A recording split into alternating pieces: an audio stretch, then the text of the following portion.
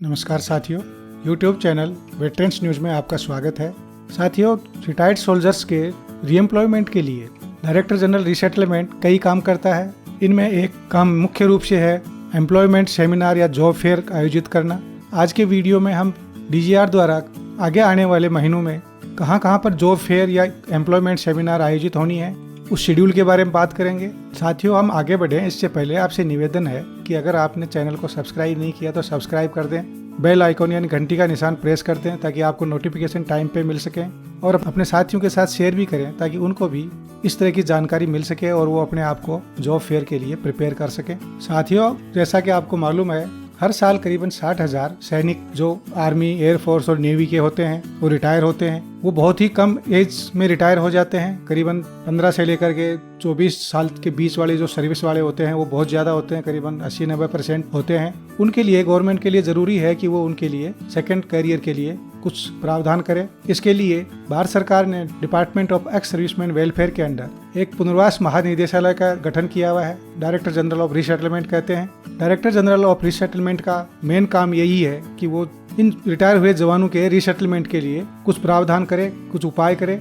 इसमें जो मुख्य रूप से कार्रवाई है वो उनके लिए जॉब सेमिनार आयोजित करना, रिटायर हो रहे जवानों और अफसर्स के लिए ट्रेनिंग का बंदोबस्त करना, यानी उनको कुछ न कुछ कोर्सेज वगैरह करवाना, या उनके लिए सेल्फ एम्प्लॉयमेंट का बंदोबस्त करना, जिसमें मुख्य रूप से है कि कोल लोडिंग और ट्रांसपोर्ट कंपनीज है उनमें टिप्पर वगैरह का अटैचमेंट करवाना, या कोको स्कीम के अंडर CNG और पेट्रोल पंप वगैरह का अलॉटमेंट करवाना, मदर डेयरी या आउटलेट या सफल आउटलेट और रिटायर्ड JCOs OR के लिए उपलब्ध करवाना, जिसमें नेवी और एयरफोर्स के जो सिमिलर रैंक होते हैं वो भी शामिल होते हैं। तो आज हम बात करेंगे जो एम्प्लॉयमेंट सेमिनार होती है या जॉब फेयर होती है उसके बारे में।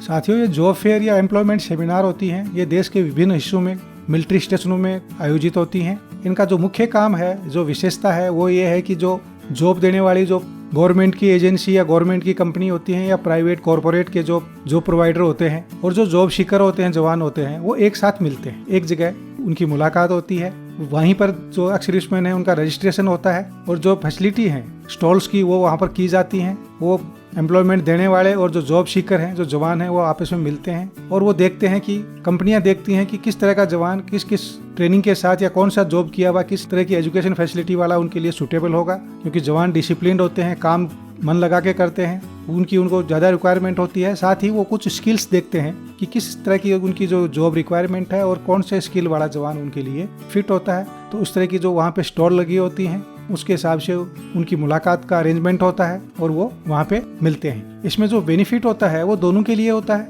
यानी जो जॉब प्रोवाइडर है उसके लिए भी होता है और जो जॉब सीकर है उसके लिए भी होता है। वहाँ पे वो बिना किसी फीस के, बिना किसी कॉस्ट के आपस में मिलते हैं और वो वहीं पे अप्लाई करते हैं और वहीं पे उनकी जॉब की कंफर्मेशन हो जाती है या कुछ दिन के बाद उनको जॉब की कंफर्मेशन हो जाती है। इन जॉब फेयर्स में फर्स्ट कम फर्स्ट सर्व के हिसाब से जॉब ऑफर होती है, यानी जितने भी जॉब ऑफर होते हैं, जो पहले आया पहले पाओ वाला काम होता है। सुबह करीबन 7:30 बजे हर वेन्यू में ये जॉब फेयर शुरू हो जाता है और इसके बाद जब तक उनकी रिक्वायरमेंट ये होती है या जॉब की उनकी जो सर्च होती है, जो कंपनियां जॉब प्रोवाइड करती हैं, जब उनकी रिक्वायरमेंट पूरी हो जाती है वो अपना ऑफिस क्लोज कर देते हैं। तो कोशिश यही होनी चाहिए कि जितना जल्दी हो सके इस जॉब के फेयर के जो स्थल है वहाँ पे पहुँचा जाए, वेन्यू पे पहुँचा जाए। और इसके साथ ही कुछ चीज़ें हैं वो कैरी करनी होती हैं। जो एक्स सर्विसमैन है उसके पास अपना जो आई कार्ड है, एक्स सर्विसमैन आई कार्ड है, वो साथ में होना चाहिए। कम से कम 6 फोटो होनी चाहिए। साथ में उसका CV है, बायोडाटा है, वो भी होना चाहिए। बायोडाटा में लोगों को प्रॉब्लम होती है कि बायोडाटा किस तरह से बनाएं, तो हम आपको एक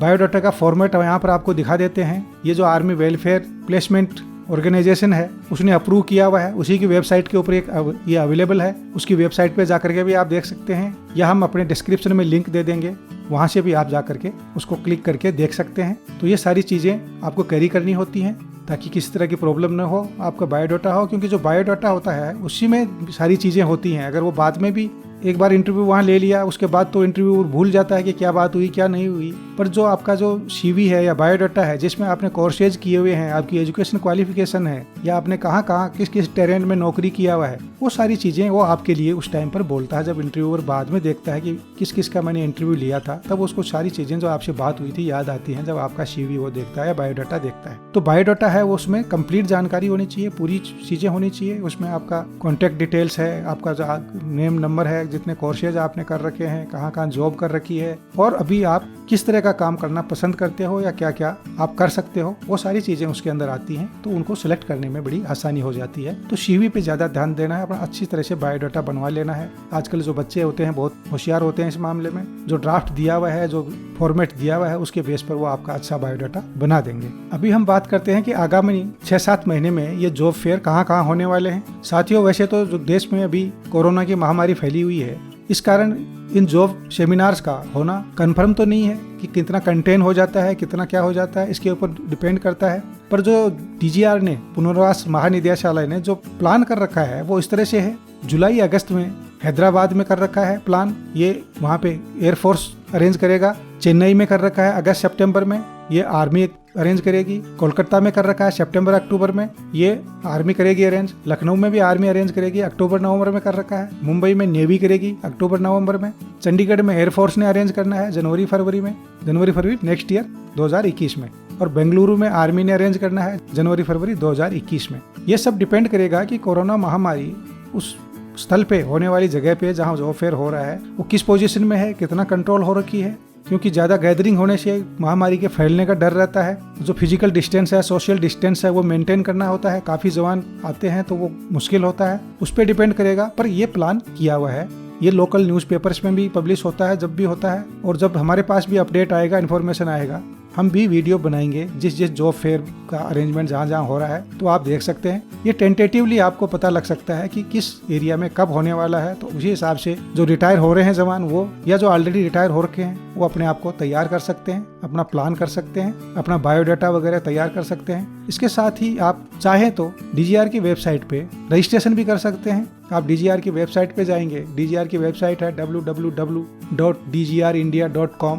इस पे जाएंगे तो आपको रजिस्ट्रेशन करने की वहाँ पर सुविधा मिल जाएगी, आप रजिस्ट्रेशन कर सकते हैं। उससे भी आपको फायदा होता है कि कुछ जॉब ऐसी होती हैं कि डीजीआर रजिस्ट्रेशन के बेस के ऊपर भी जो चीज़ें उनके पास इन्फॉर्मेशन अवेलेबल है, उसके बेस पर भी कुछ अगर जॉब ऑफर होती है तो वो उस बंदे को इन्फॉर्म कर सकते हैं। तो साथियों, इसके बारे में इतनी ही जानकारी थी। आगे भी हम और इस तरह के वीडियो लाते रहेंगे। आप सब्सक्राइब कर लें और वीडियो अच्छा लगा तो लाइक करें और साथियों के साथ शेयर करें ताकि वो भी इसका फायदा उठा सकें। जय हिंद, जय भारत।